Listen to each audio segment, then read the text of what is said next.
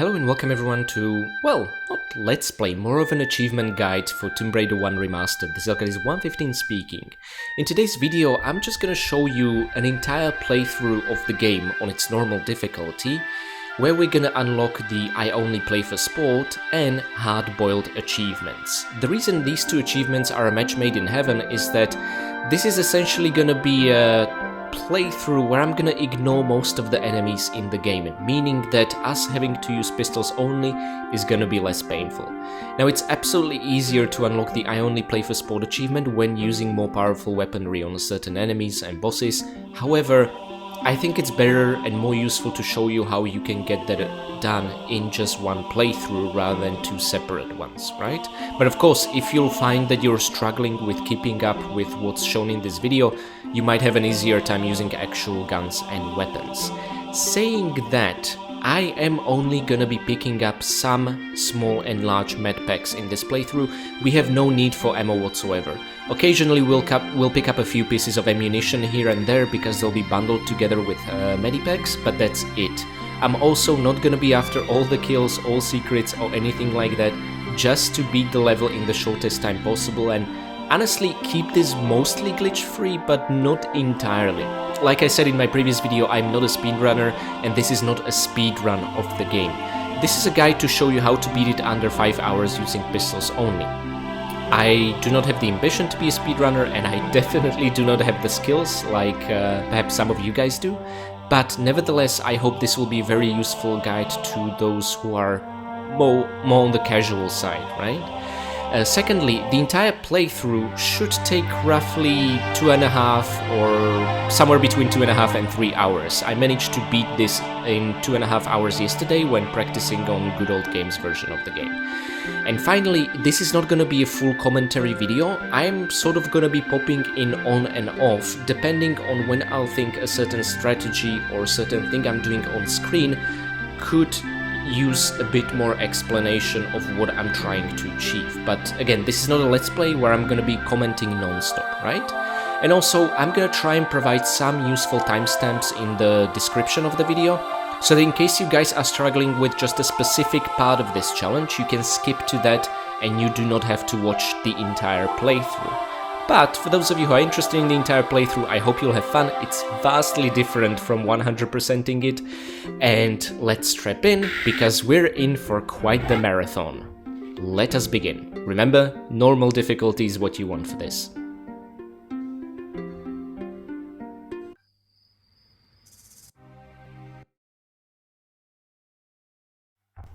Now, to begin with, I would like to also point out that I will be using Lara's sunglasses cheat over this entire playthrough.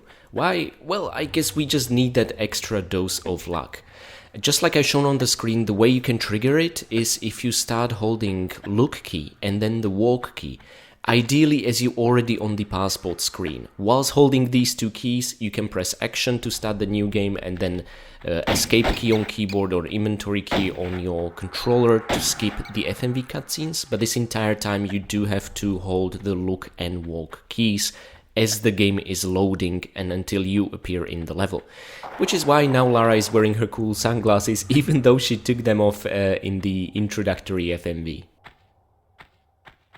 This is the first time I'll be using a glitch to get through level much quicker. The reason I'm sharing this one is that I find it incredibly easy and reliable to pull off. First of all, align Lara on the muddy square just like that.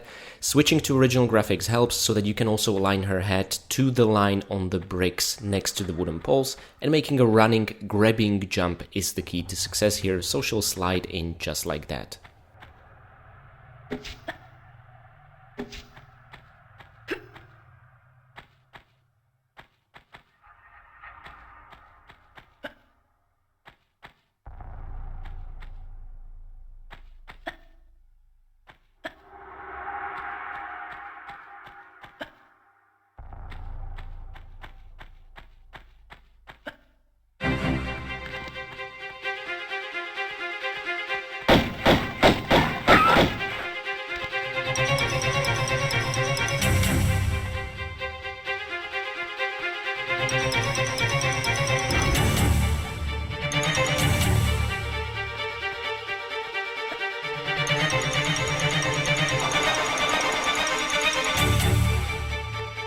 coming back to our awesome save system from the actual Let's Play proper, it really helps to save at the end of each level, and now that you played through the game at least once, you know exactly where those level endpoints are. So this was the first level. Now you get a hint of what the playthrough is gonna be like. We are only gonna pick up med packs in our way, get rid of enemies who are directly in our way. We're not gonna sidetrack for any extra kills, goodies, secrets, and definitely not pick up any ammo. So, now you know what to expect, on to Vilcabamba we go. And remember to hold the look and walk keys if you want Lara to spawn with her sunglasses on, as you're pressing the action key to continue onto the load screen of the next level.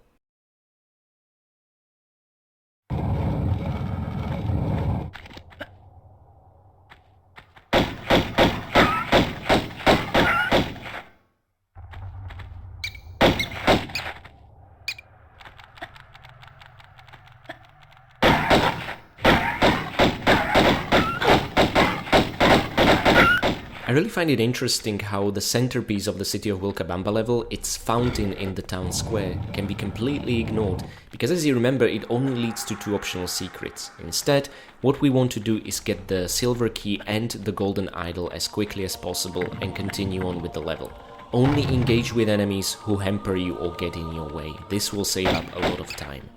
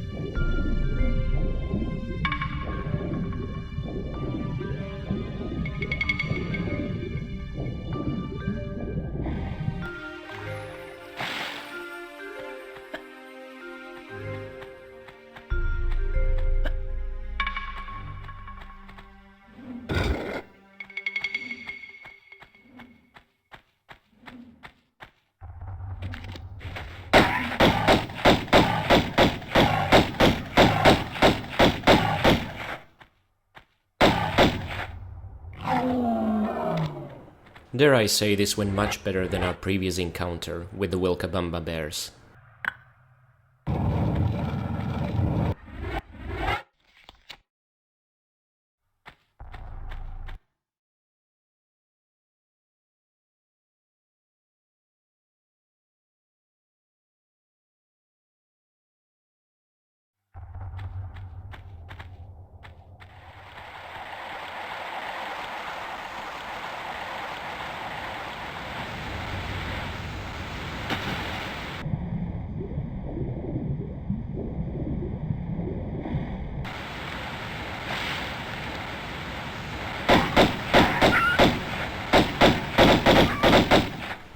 I think the Lost Valley level wolves are a good example of me trying to strike a balance between getting only rid of enemies that we need to, but also trying to conserve some health.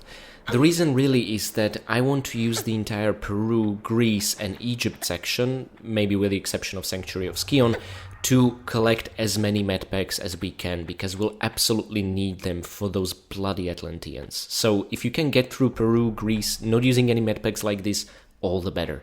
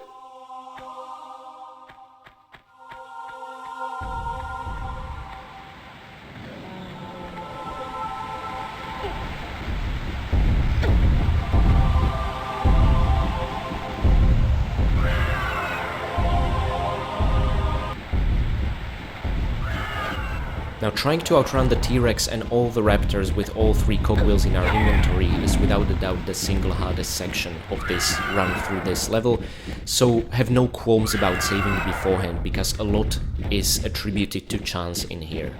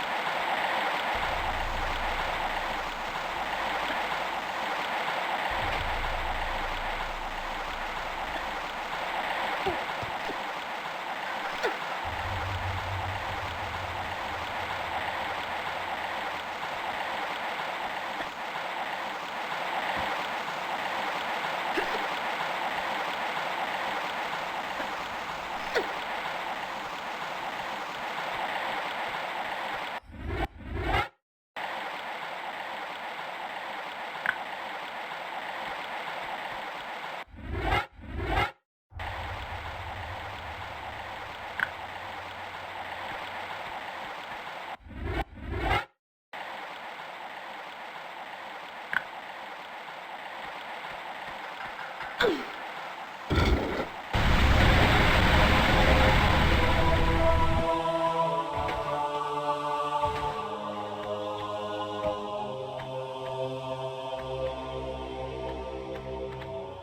right over here we are going to use a swan dive to overcome the steep slope at the end of this sort of dry passage to make it to the waterfall bottom. This is actually a hint I received via one of you guys, however I can no longer find the comment that highlighted this trick.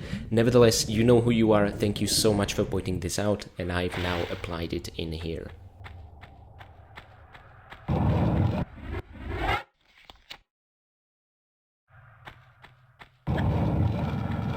Now, in case you didn't have patience for it before, you will now find that you unlocked Raid Not Kill achievement because we didn't lay a finger on the T-Rex itself. As tough as it was, this is where you can also get it if you follow this kind of playthrough.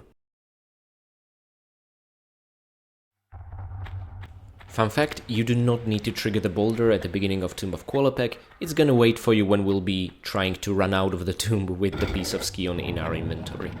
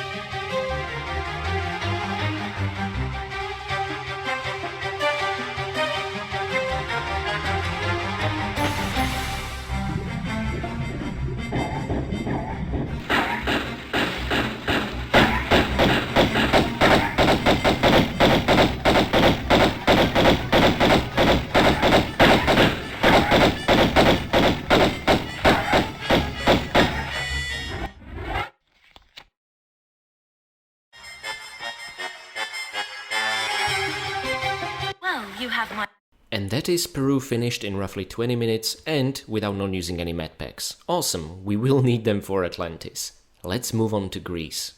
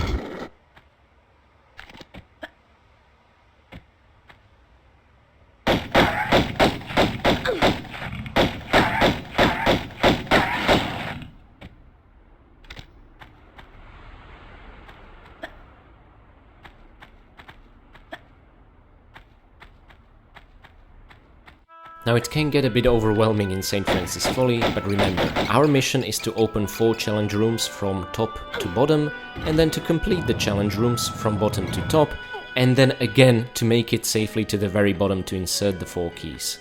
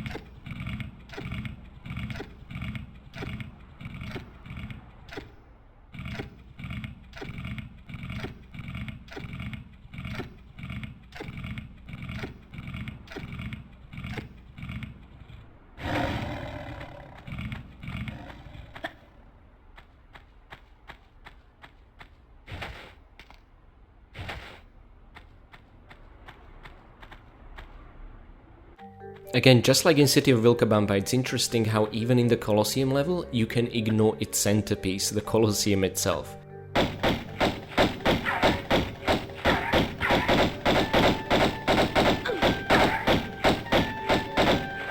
What I'm going to show you now is a fairly tricky but reliably pull-offable jump that will allow you to get onto the Emperor's balcony straight away. This is going to save you up a lot of time twice in this level.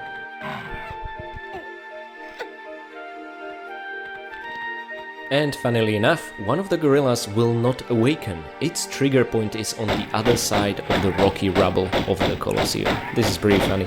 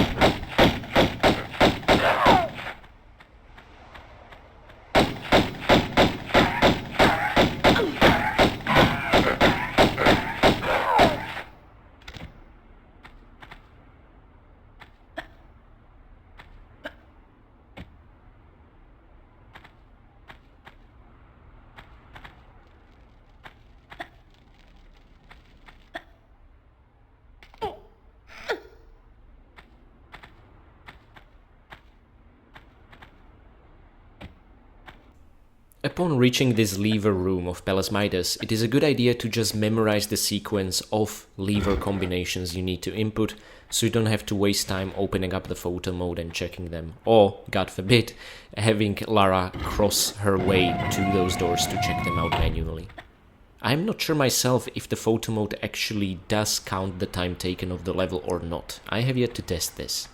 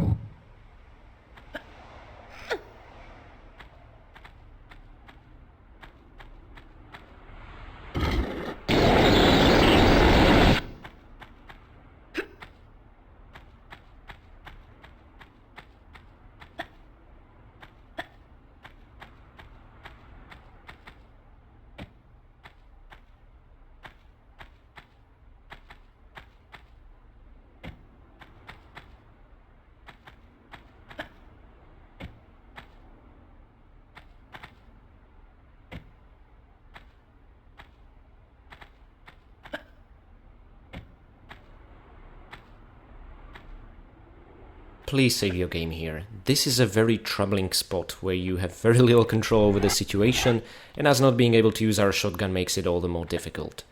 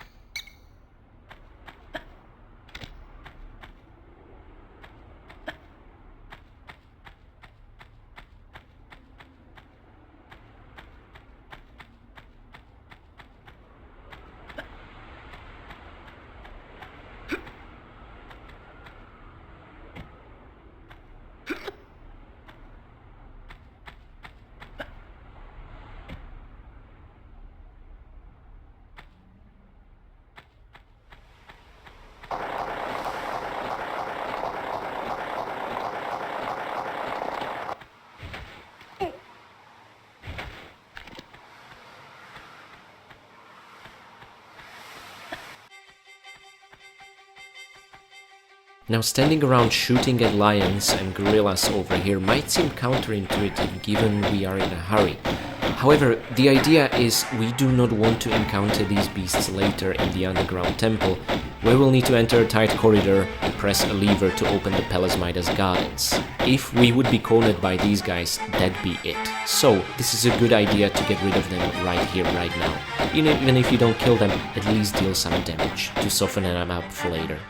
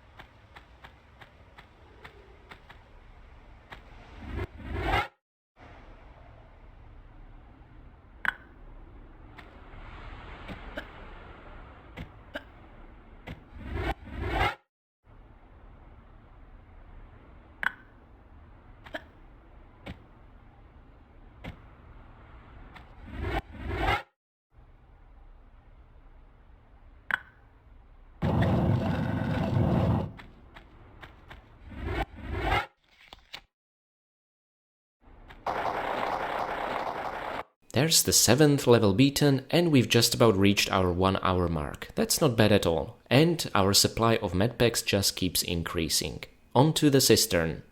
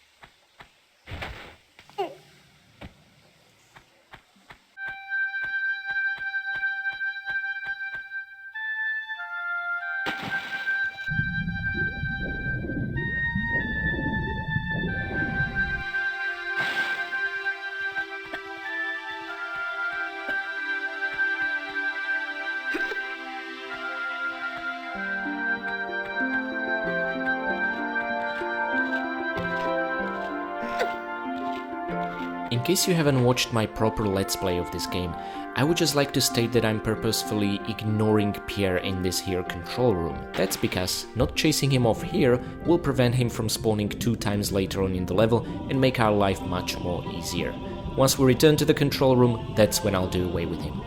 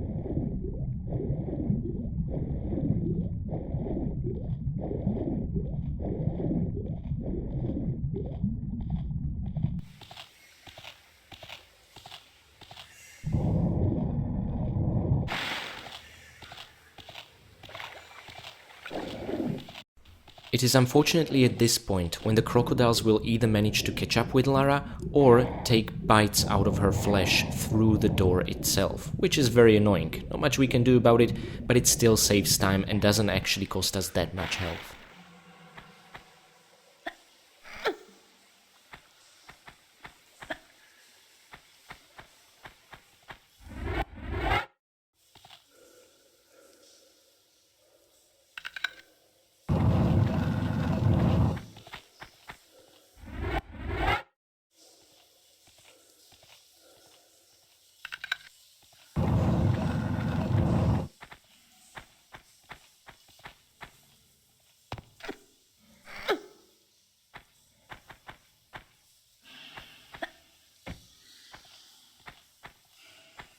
And for something I believe I haven't yet demonstrated in my Let's Play, you can make a standing grabbing jump there and back. This will trigger the monkey and allow you to take potshots at it whilst not being harmed in any way. It's less risky than trying to ambush it with a shotgun.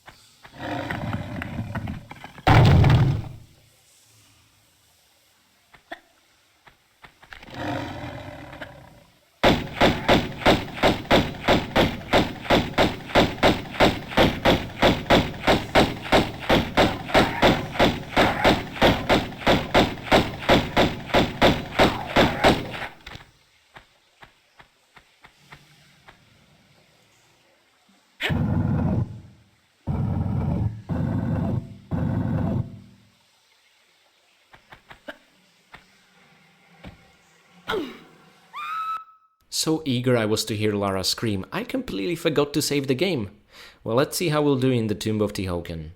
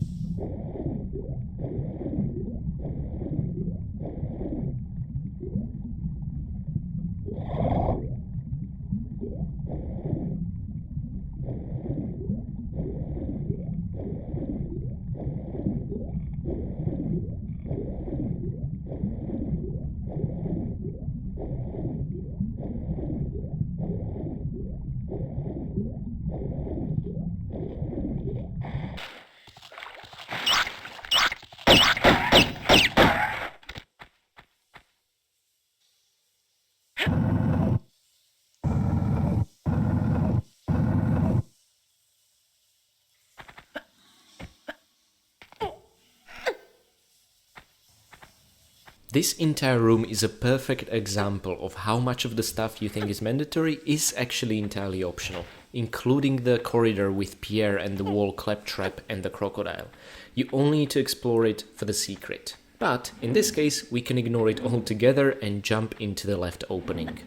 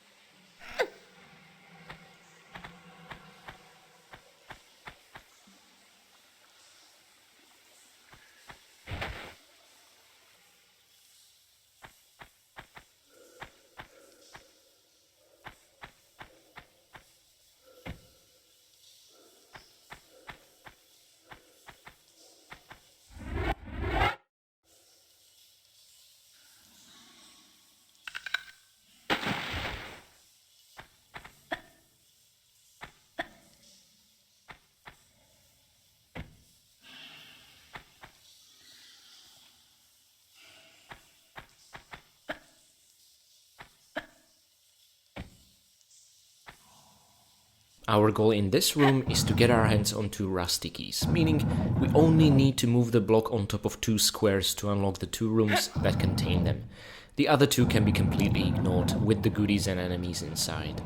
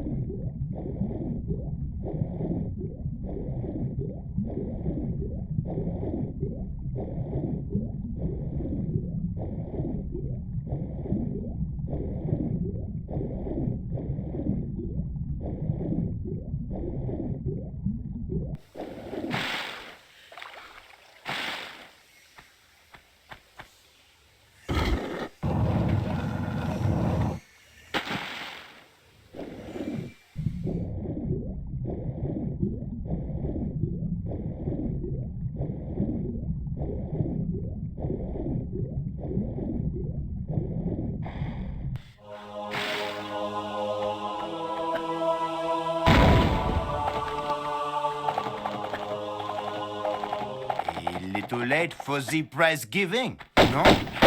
Still, it is the taking part which counts.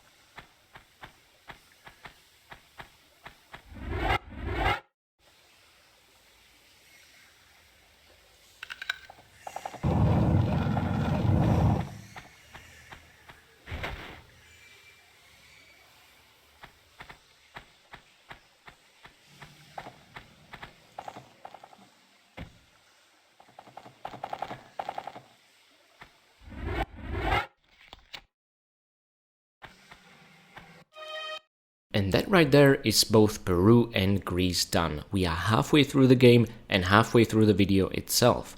Doing it this way, you will also unlock Incredible Tales, similar to how we ignored T-Rex in the Lost Valley. If you ignore both centaurs here, you will unlock this achievement. You don't even need to awaken the second one. And that's about it. On to Egypt, Lara.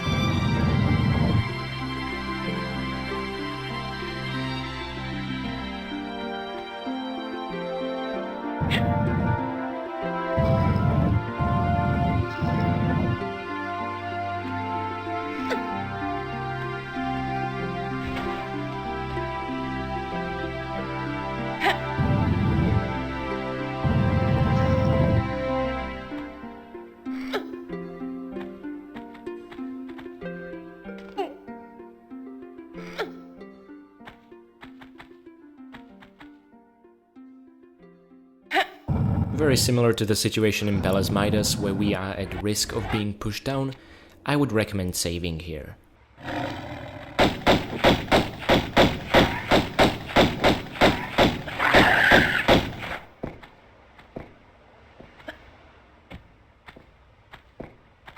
Remember, the key to this, even once you fall down, is to remain holding the action key the entire time, ensuring that Lara will remain locked onto her quarry.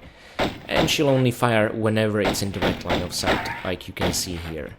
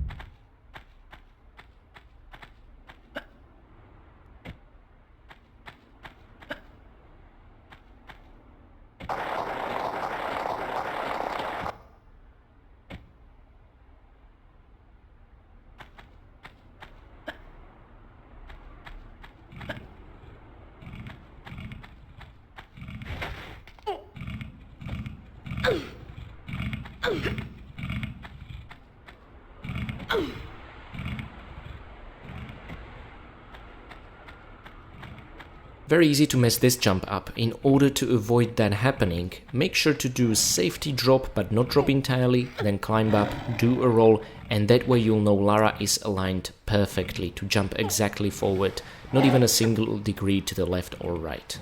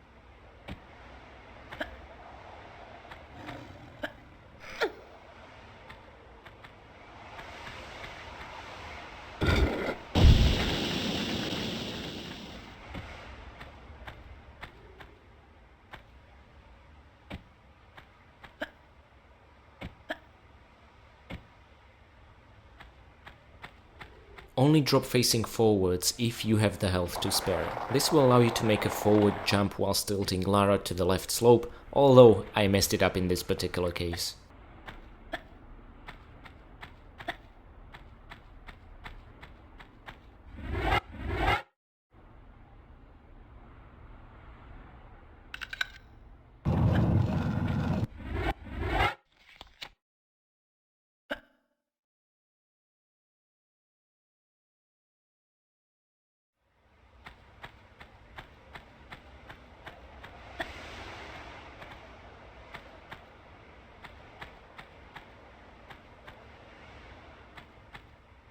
Just like in the Tomb of Tihocan, you do not need to engage with all these rooms and passages. Only enter the one with the crocodile and the key, and then move the block out of one of the panther rooms because it's the closest to be able to access the upper floor with the mummy. Get ready for a fight.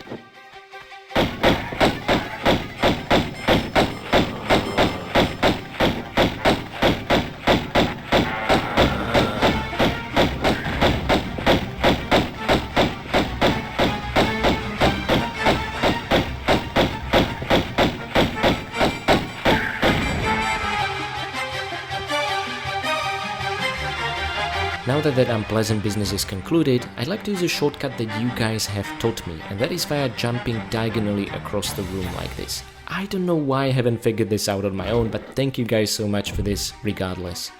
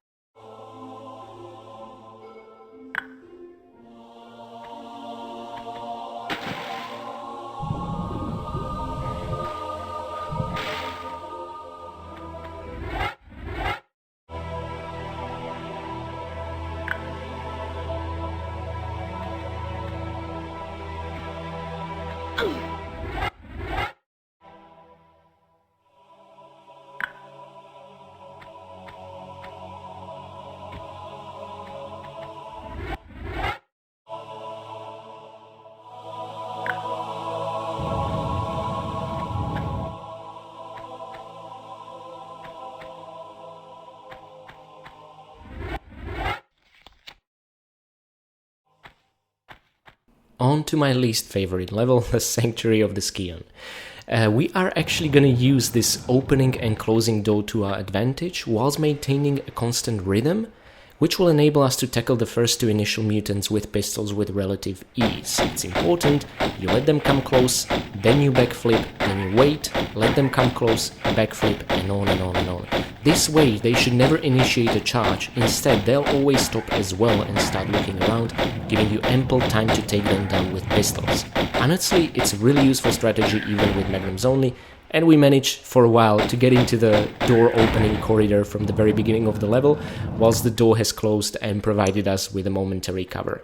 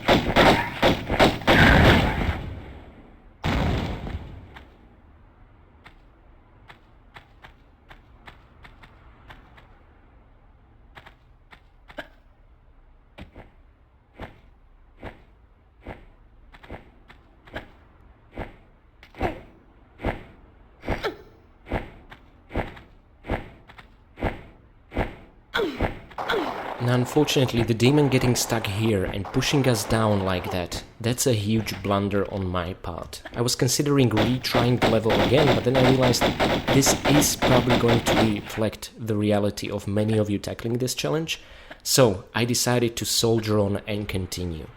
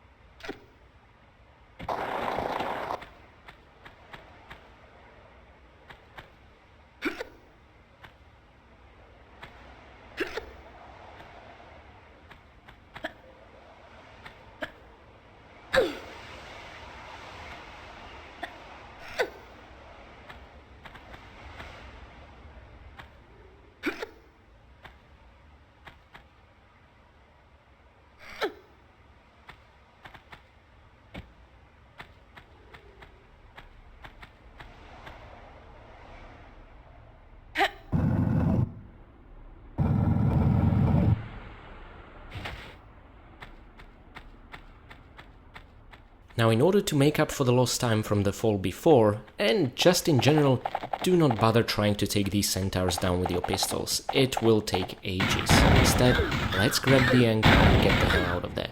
The good thing is the centaurs are unable to squeeze through the entry corridor, so you are safe once you are out of that room.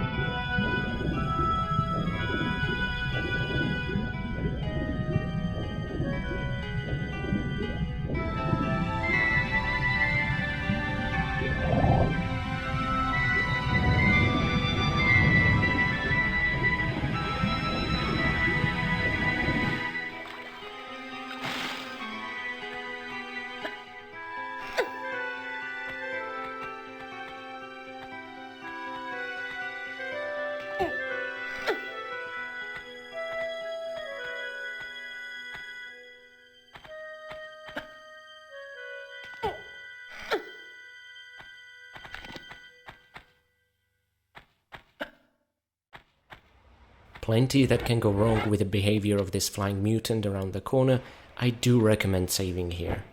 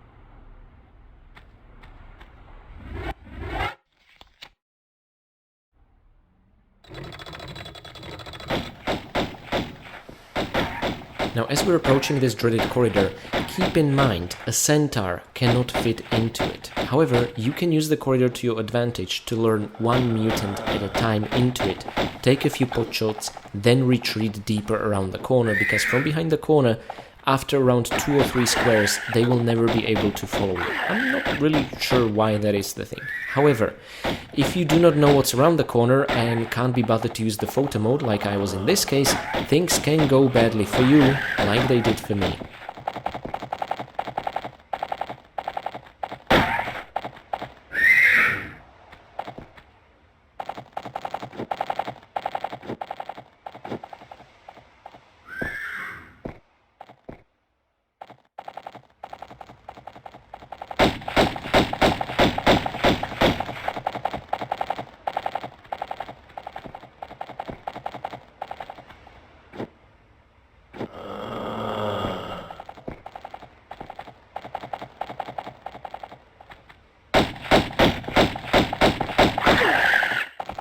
Well, that one time didn't work out. The intention was good, to side flip at the last second. Unfortunately, I side flipped second after the last second.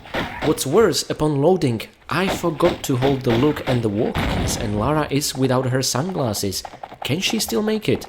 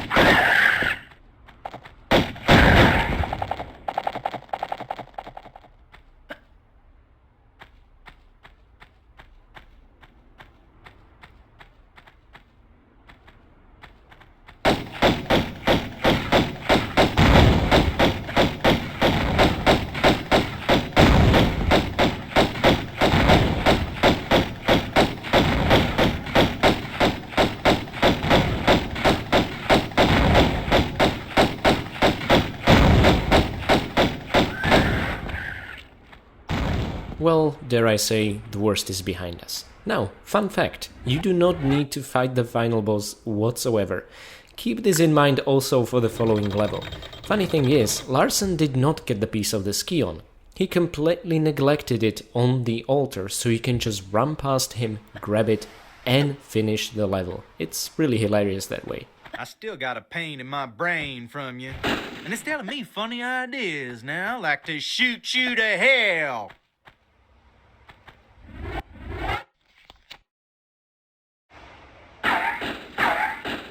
And we did it, with a few blunders here and there. The biggest one, not having our shades on upon loading the final mutant fight. That's why we did not end things with a flourish. However, we have just about reached our 2-hour mark, and Peru, Greece and Egypt are done, which is simply amazing. Atlantis is next, and a little side note to Natla's mines, keep in mind everything you've learned so far in practice, because we are essentially gonna avoid killing all 3 enemies in that level, and it's a lot of fun to run through it that way. It's really the most entertaining level to speedrun. Saying that, I was so eager to do it that I went ahead after already hitting the record stop button, and I made it deep into the level and already oversaved this save file. Let's just say I am so happy the Tomb Raider remasters offer restart level screen upon dying. So that's essentially how I retraced my steps to the beginning of Natla's Mines, and why on the next screen transition you will not see a loading screen. This was all done in one sitting, and I was getting tired at this point, but very determined.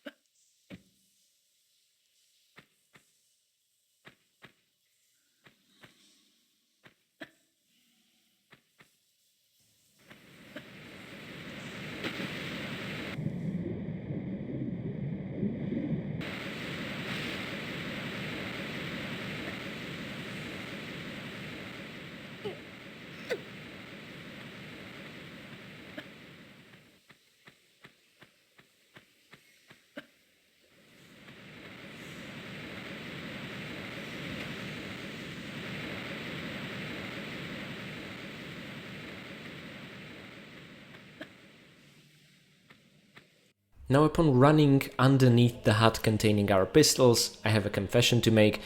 We are not about to get pistols in this level. In fact, we are gonna finish it completely armless and harmless. We're not gonna pick up magnums, nor shotgun, nor Uzis.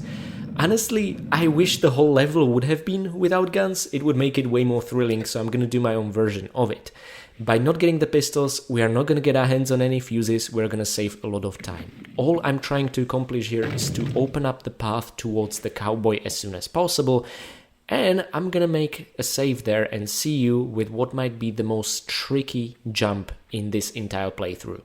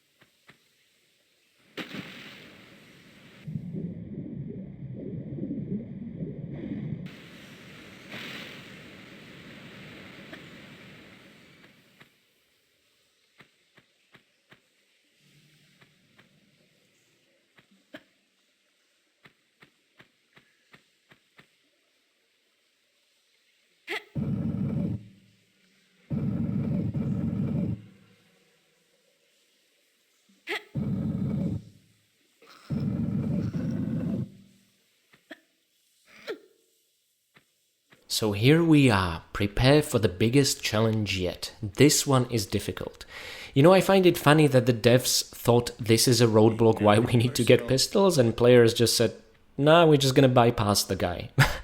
But rather than dropping down onto the lava floor challenge and all those corridors and moving up a TNT crate, set yourself up for this jump. You will access the lever which allows you to directly blow up the TNT crate even without moving it into position first. Setting yourself up for this jump, however, is a whole different story.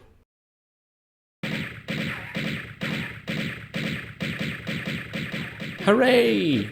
And no, this is not my second attempt. I'm not including all my fails here, this video would be way too long. Now, if you do struggle with this jump and you just can't get it to work no matter what, there's always another way, and that's to go to the right, drop down, pick up small health pack, shimmy across the lava, and go through all those corridors filled with lava, boulders, and move the TNT crate into position, jump over a fire pit, and get to this lever. It's essentially going to increase your runtime by at least 5 minutes, I think, but it's absolutely an option, and honestly, if you made it this far, beaten Egypt on your 2nd hour mark, you are good. Honestly, you're also good if you did it on your 3rd hour or 3.5 hours mark.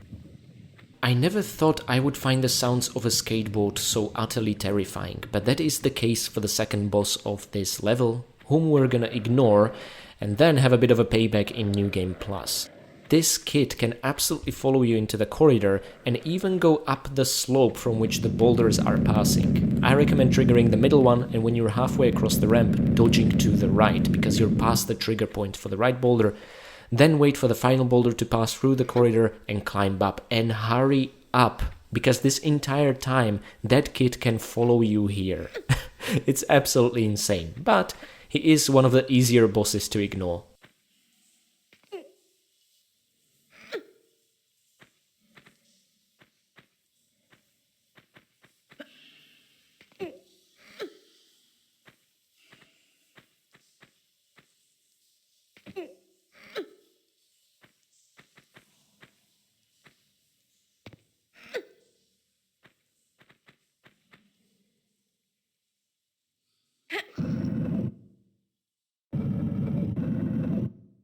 I was racking my brain to see if I could come up with a way to sort of get past this block puzzle more quickly, and I found a way, but I was never managed to reproduce it, because it requires us glitching through this door.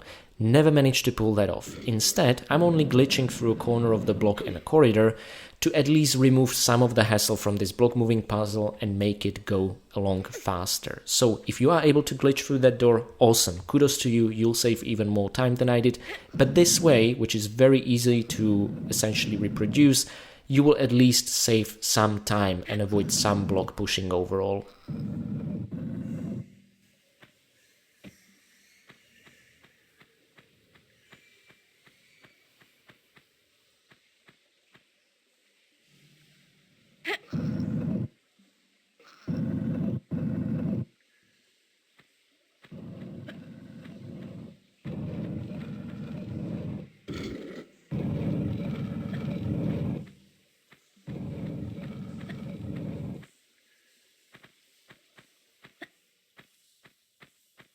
Now be ever vigilant over here, because we are gonna encounter the third boss and ignore the living hell out of the Baldy over here. It is also a moment for us to use the first health pack of this run, and that's because we'll essentially be soaking bullets on our way to the pyramid key whilst ignoring him. And that's because we didn't bother to pick up our pistols and saved up lots of time in the process. Let's see how this will turn out.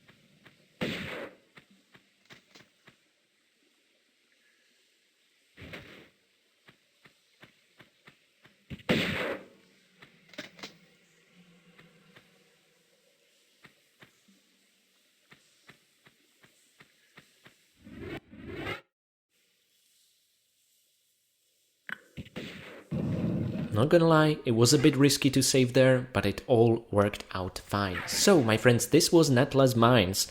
A good way to ignore the whole picking up pistols adventure with fuses and ignore every boss and ignore moving the TNT crate. I used all the tools of the trade here, well, almost all of them.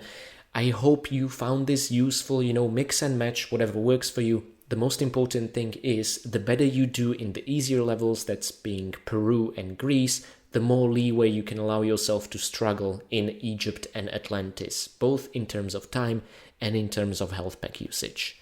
So, hopefully this was educational.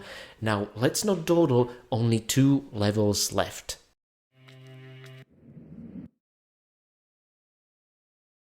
And right from the get-go, I have good news and bad news. The good news is we have pistols! Despite the fact we haven't picked them up in the previous level, you will start with them in your inventory in the Atlantis, which is awesome.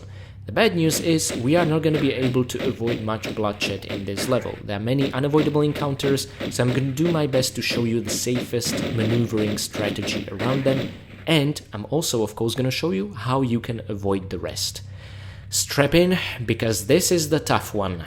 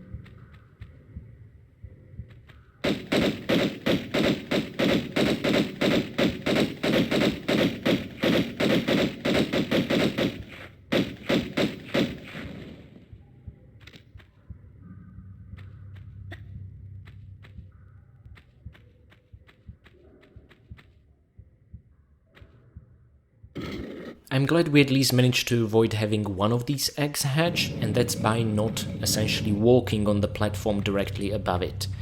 Another cool thing is, as we're entering the center of the pyramid, all these flying demons that were giving us nightmares before in the Let's Play, we're just gonna ignore them in this level. Oh, I can't wait.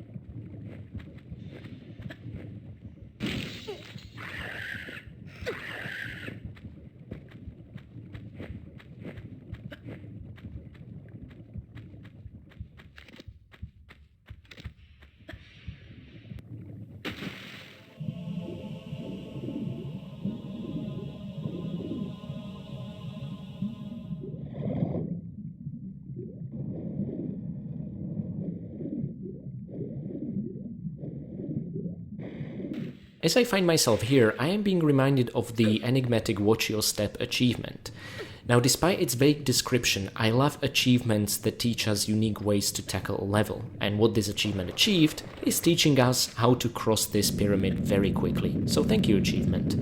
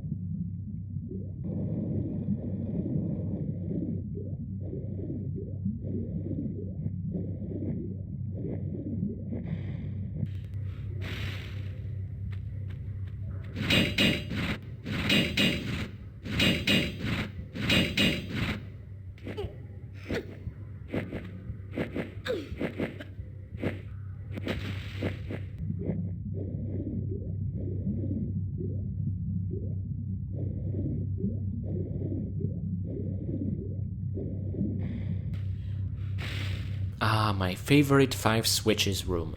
Observe carefully which 3 switches are necessary to open the path forward. This will result in just 1 egg hatching, but it's an enemy we can entirely ignore as we're swimming through the corridor.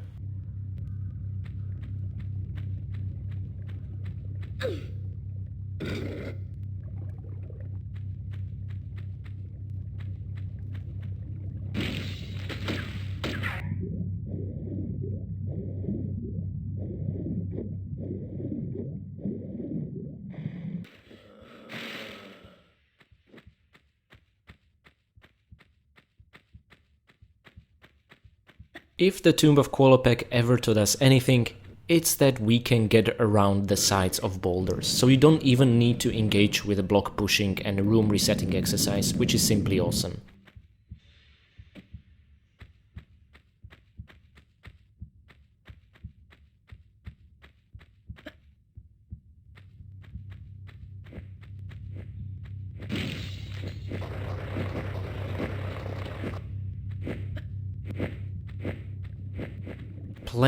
Plenty of opportunities for the flying demons to push you out into the lava, so do please save here. I cannot recommend it enough.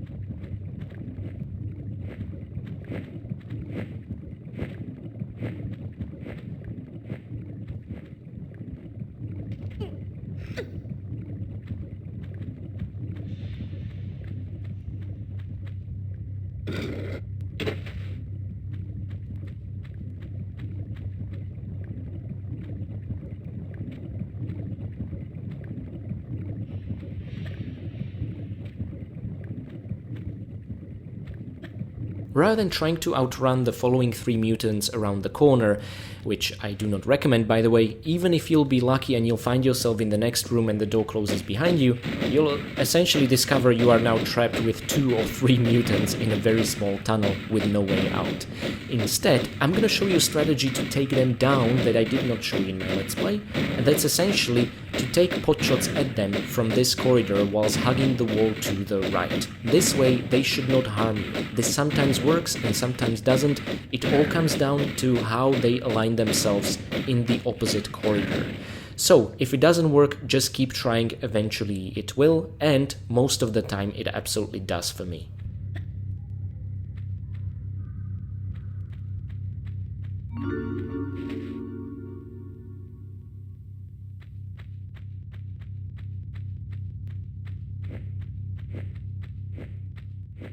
If you remember, that switch will just summon more lava and is therefore a trap. Instead, make an extra step to wait for the door to close behind you, then come back to the corner and climb up.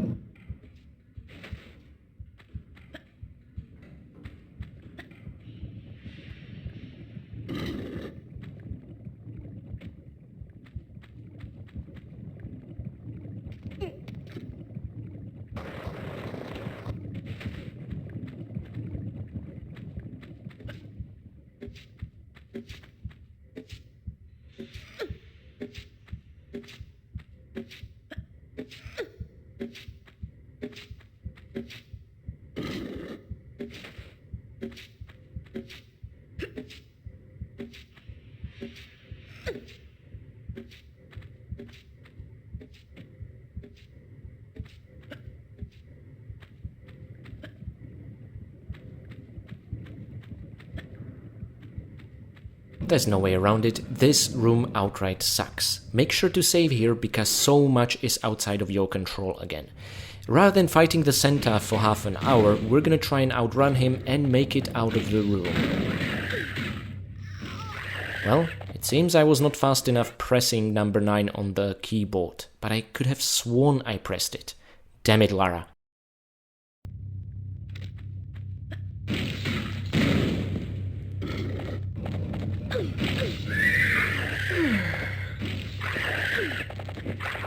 It is exactly this kind of nonsense we've been saving up all those medpacks for. Now, fun fact, in the doppelganger room you can ignore the other mutants because you never need to touch ground once you climb up. Let me show you what I mean.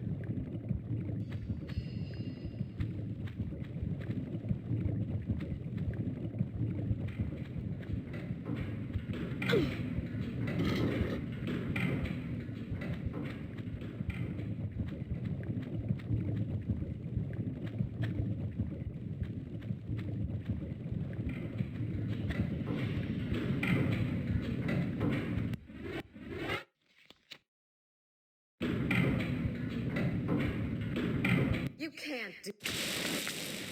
And we've just beaten the longest and toughest level in 15 minutes. I think our time here is even better than in Palace Midas. We managed to kill 11 out of 32 enemies, meaning we avoided 2/3 of the enemies. The rest, the one that I felt absolutely needs to be taken down, I showed you how to take down with pistols, despite the fact that I took a lot of beating from the centaur at the very end. Anyways, this is what you've been saving up those health packs for.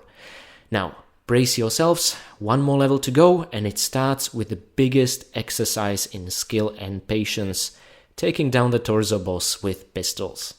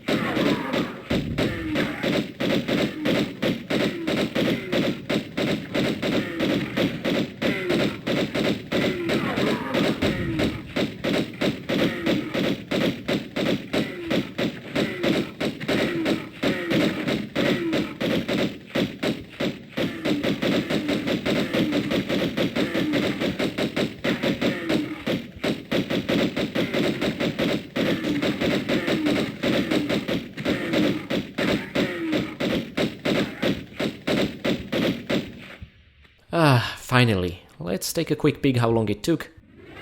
Roughly a minute and 45 seconds. Okay, it felt way longer than that.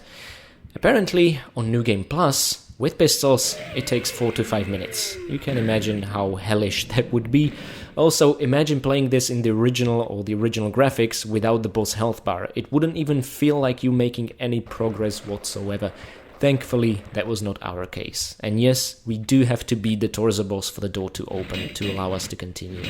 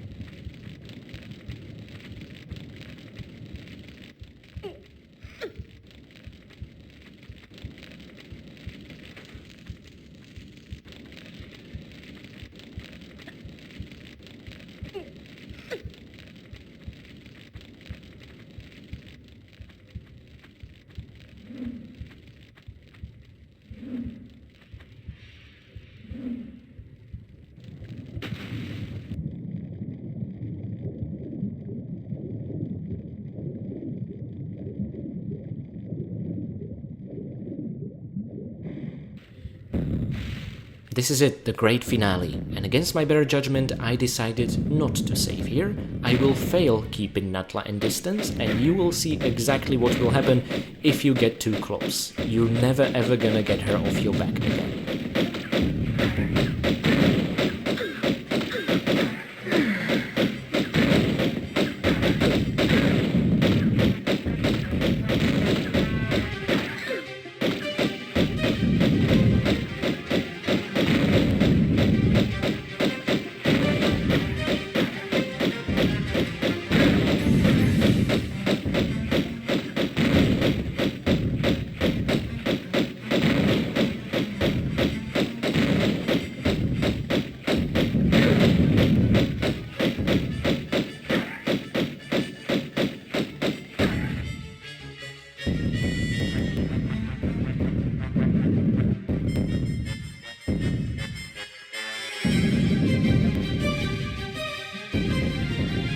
You can't bump off me and my brood so easy, Laura.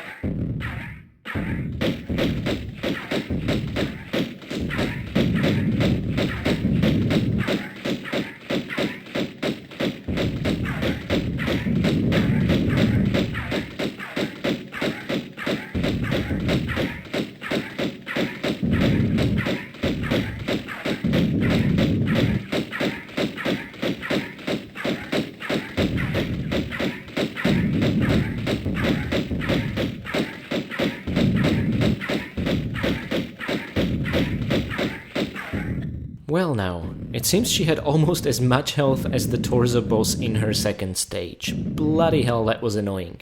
Anyway, all that remains to be done is to make the final climb up. I'll see you at the very top.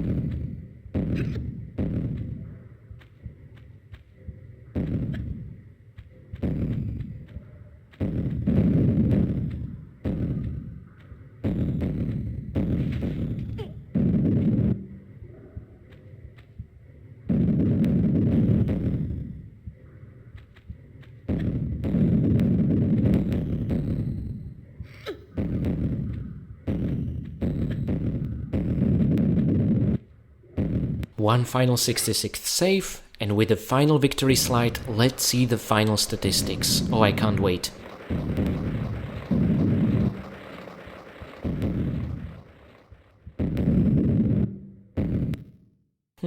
Nothing on the Great Pyramid stat screen.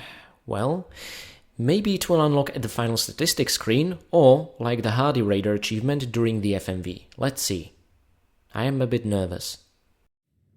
Yes! There it is! Okay, I'm no longer nervous, so there we go.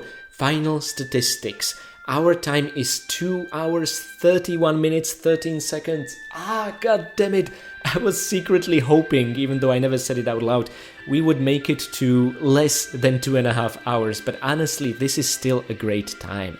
You know, I wouldn't call this kind of playthrough speedrun under any means. Again, not a speedrunner, full disclaimer, but it's just a guide on how to beat it with a good enough time and take all the shortcuts possible. This essentially means that we still have roughly 2.5 hours of leeway, essentially double the time to make mistakes or take longer, safer routes that are easier to execute. I really do hope that therefore this will be useful to all of you who, just like me, are not speedrunners and who are perhaps less experienced with the game than I am. We found 4 secrets, 93 pickups, and whoa, killed whopping 147 enemies. That's way more than I expected, essentially half of them. We only used 3 large medpacks equivalents, I think 2 small, 2 large. This essentially means all that medpack picking was perhaps a bit of an overkill. Nevertheless, I'm hoping that all those medpacks I picked up within this time will make this a better guide in case you'll find yourself in need. Our distance traveled is roughly similar to our actual Let's Play. Now, the reason I was so nervous before was that I unlocked the hard-boiled achievement in GOG version of the game, but because the overlay doesn't work, I didn't really know when exactly it unlocked, if in the Great Pyramid stat screen, during the FMV or during the final statistics, right? So I wasn't sure if I was about to get it at all or not, but thankfully FMV nailed it. Awesome, so happy about that. So guys, please let me know in the comments in case you found this useful, let me know also if you'll be tackling your own run or if you just are not that interested in the achievement but wanted to see someone else tackle it. Again, now you can see why the hard-boiled and the I only play for sport achievements are a match made in heaven, right? Essentially, it encourages more of a pacifist run, ignoring over half the enemies, most pickups, most secrets, increasing your time. And given the fact how annoying it is to use pistols, we reduce the annoyance by half, right? So, again, thank you for sticking around. Now, before I wrap up this video, my god, I'm happy it worked out, I'm gonna see you in the main menu just to discuss what is next. Here we are back at the main menu, and let me talk briefly about what I'm gonna do next. And that is, of course, tackling the New Game Plus mode. There are a couple of things and sort of rules of the game about New Game Plus mode that are in effect that I'd like to talk about now, because I'm not gonna talk about them during the actual video. The reason is simple. I would like to make it an atmospheric long play video. From the very get-go to the very end, no commentary whatsoever, because I shared all my hints and tips during my actual Let's Play in this video. Instead, I'm gonna sort of allow you guys to immerse yourself into the game fully. The twist is, of course, that it's gonna be New Game Plus mode, and you'll get to enjoy all the in-game and FMV cutscenes in one large, huge continuous video. I've never really done something like that, so I'm curious how it will turn out. But let me use this opportunity to talk about what's different for New Game Plus. Well, first and foremost, there are the so-called save crystals. You can no longer save freely in New Game Plus levels, meaning that your quick save hotkey, or even when flicking through pages in Lara's passport, you will not find the save screen. Instead, inside the level you will find purple, glowing and sort of levitating crystals that you can approach, press the action key and get an offer to save the game in any save slot you desire. This is directly taken from the Sega Saturn and PlayStation 1 versions of the game. It was the PC release of Tomb Raider 1 in the same year that allowed people to save freely. However, the console ones were a bit more difficult. However, given what we've been through in normal difficulty game, we are actually gonna end up saving much more often, because there are 2 to 6 save crystals in a given level. I don't think there's more than 6 in one level, but we'll see. So we'll be saving often. Also, on top of that, each save crystal, whenever you use it, your health will essentially get refilled via a large health pack equivalent. This is awesome, right? So each time you save, your health bar will also refill, just like when you sort of enter the next level, you start with a full health bar.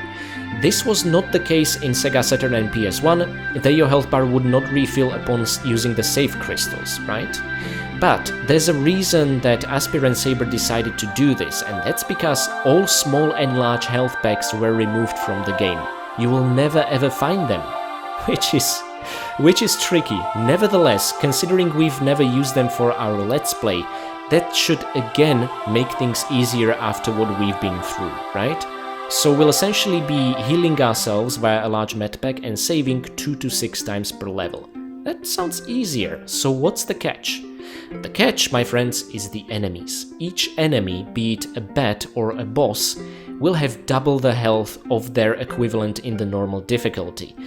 Essentially meaning that it's gonna take much longer to bring them down, even with more powerful weaponry, and they'll have many more opportunities to deal damage to you. So that's gonna make chasing down mutants of Atlantis way trickier, right? So this is kind of the reason. But, again, to offset the fact that your saves are limited and enemies are tougher, not only will you get crystal health refills, you will also get all the weapons from the very beginning, however, with limited ammunition. Unlike in the original game, if you were to beat it and start a new game, you would find that enemies would have double the amount of health, however, you would have all your guns in your inventory with infinite ammunition. That's not quite the case here, and I like this change. In the remastered version of New Game Plus, you will have all your guns with very limited ammunition, and you'll need to find it. The number of pickups in each level will be identical to normal game. And because there are no small or large health packs, all those are converted into ammunition pickups. So you're gonna find more ammo, but you'll need to spend more ammo to bring enemies down. I myself have not yet decided, but will definitely play through the entire playthrough with pistols only, which is gonna be painful. And in Greece, I might start using magnums when we find them in Colosseum, or perhaps from Pele's Midas. We'll see how the ammunition count will turn out. I would like to maintain using everything but pistols once we commit to that. We'll see. I do not know yet how to do it. I have beaten New Game Plus mode on PS4, and there I've been running out of ammo quite frequently, so I might have to change something in my strategy. And finally, I would like to recruit your guys' help in helping me resolve a puzzle. The moment we'll find the very first save crystal in the New Game Plus video, I'm gonna take a very close look at it, because I believe there is an Easter egg in its reflection that I cannot identify. There seems to be a room or some great hole in the reflection of the save crystals, and I cannot understand what it is. If you guys will know, please let me know in the comments of my New Game Plus video. It's gonna take me roughly a week to put it all together. It's gonna take many more hours than this playthrough did, because I am going to be 100%ing it, meaning all kills, all secrets, all pickups, and you know what, all the breakaway tiles, again for good measure. Finally, you can also use the New Game Plus mode to easily unlock Play It Like in 1996 achievement, because you cannot even save more than 86 times. Also, you should naturally unlock Hardy Raider achievement, because you are not able to use any medpacks given that they do not exist in this mode, right? Well, and finally, we are gonna unlock the final achievement of Tomb Raider 1, excluding the unfinished business levels, and that's Consolidate the Material. With this achievement, if you're playing on PS4, you should also get the Platinum Trophy, and it's simply the achievement for beating New Game Plus, okay? So that's gonna be our conclusion to Tomb Raider 1 minus the unfinished business expansion. Again, it's gonna be a video completely free of any kind of commentary to allow you to immerse yourself in. In case you will miss my commentary, fret not, because I'm gonna be back for unfinished business levels, and there's gonna be plenty to talk about there. So thank you guys so much for sticking around. I'm gonna see you in New Game Plus mode very soon. Again, gonna take me roughly a week, but not before thanking my patrons. Blankgoopel, Mick, Severin Drax, and Marek Malec, thank you so much for being my Winston, and for bringing my tired, exhausted voice the refreshment when I need it the most. Next, a very big thanks to my veteran Winston, Andrea Paviglianiti. Thank you so much for protecting Lara's home and all her stolen assets from Bartoli's henchmen or other supernatural threats. And finally, I would like to give huge thanks to my fine vintage Winston, Akira Foxmind. Thank you so much for being a legend and for directly supporting the channel in this way. Trust me, it will be worth it. There are great things on the horizon that will come, and your assistance is so much appreciated. And to all of you guys watching, be patient. I'm gonna see you next time in New Game Plus and then in Unfinished Business.